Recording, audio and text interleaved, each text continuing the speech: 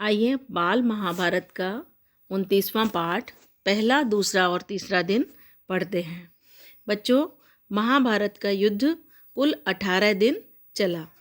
पांडव सेना के सेनापति धृष्टद्युम्न को बनाया गया और कौरवों की सेना के पितामह भीष्म। लेकिन दोनों सेनाओं के अग्रभाग पर कौन रहता था? कौरवों की सेना के अग्रभाग पर प्रायः दुशासन रहता था और पांडवों की सेना के आगे भीमसेन। युद्ध में क्या क्या हुआ? बाप ने बेटे को मारा, बेटे ने पिता के प्राण लिए, भांजे ने मामा का वध किया, मामा ने भांजे का काम तमाम किया, यानी उसको मार डाला। युद्ध का यह दृश्य था। पहले दिन की लड़ाई में भीष्म ने पांडवों पर ऐसा हमला किया कि पांडव सेना थर्रा उठी। युधिष्ठिर के मन में भय छा गया। दुर्योधन आनंद के कारण झूमता हुआ दिखाई दिया। पांडव घबराहट के मारे श्री कृष्ण के पास गए। श्री कृष्ण युधिष्ठिर और पांडव सेना को धीरज बंधाने लगे।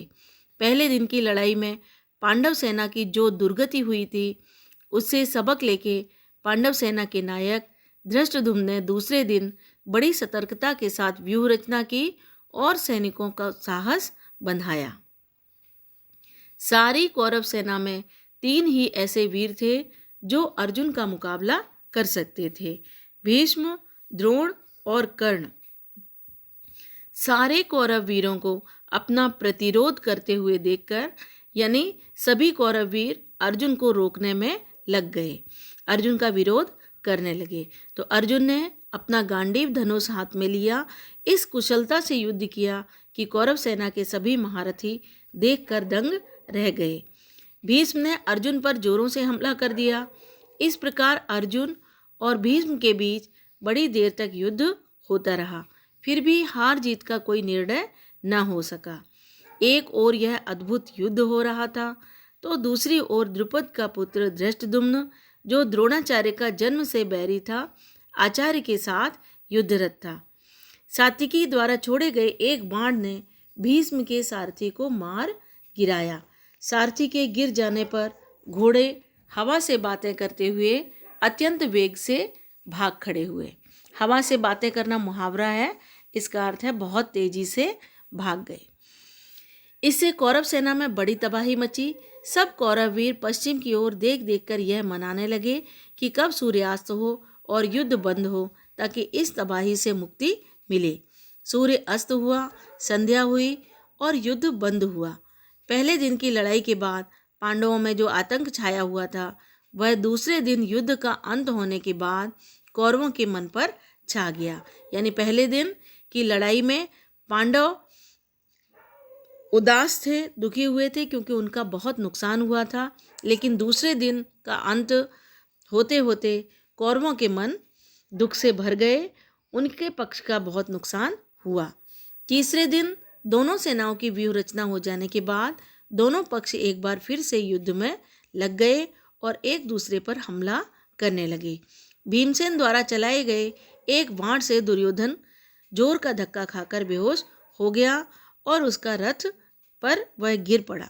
यह देखकर उसके सारथी ने सोचा कि दुर्योधन को लड़ाई के मैदान से हटा लिया जाए, जिससे कौरव सेना को दुर्योधन के मूर्छित होने का पता न चले, क्योंकि दुर्योधन के मूर्छित होने का खबर पाकर पूरी सेना में भगदड़ मच जाएगी और सेना बिना युद्ध लड़े ही परास्त हो सकती है।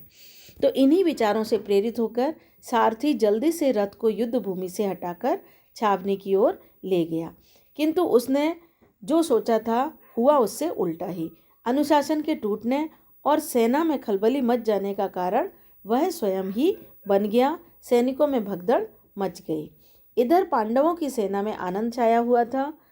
दिन के पहले भाग में उन्होंने कौरव सेना पर जिस तरह से हमला करके तितर बितर कर दिया था, उन्हें यह आशा नहीं थी कि भीष्म पितामह इस बिखरी हुई सेना को फिर से इकट्ठा करके उन पर टूट पड़ेंगे।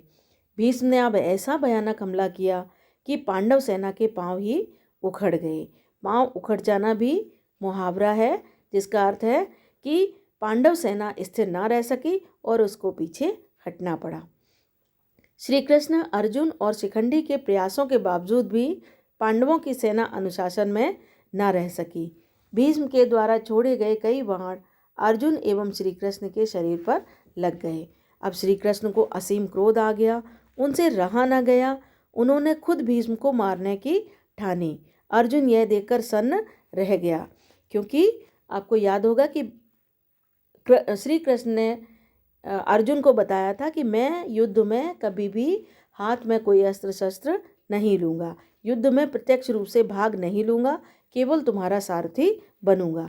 लेकिन आज क्रोध में आकर कृष्ण भी अपने हाथ में हथियार उठाने के लिए तत्पर हो गए। तो अर्जुन ने सोचा ये तो बड़ा अनर्थ हो जाएगा, क्योंकि कृष्ण अपनी जो उन्होंने वचन दिया था उससे फिर जाएंगे, पलट जाएंगे। तो वह रथ से उतरकर श्री कृष्ण के पीछे पीछे भागा। अर्जुन के आग्रह पर श्री कृष्ण वापस लौटकर फिर से अर्जुन का रथ हाँकने लगे।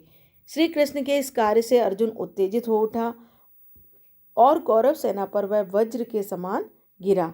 शाम होते होते कौरव सेना बड़ी बुरी तरह से हार गई। थकी हारी सेना मशालों की रोशनी में अपने शिविरों की ओर चली। इस प्रकार से पहले, दूसरे और तीसरे दिन का युद्ध संपन्न होता है।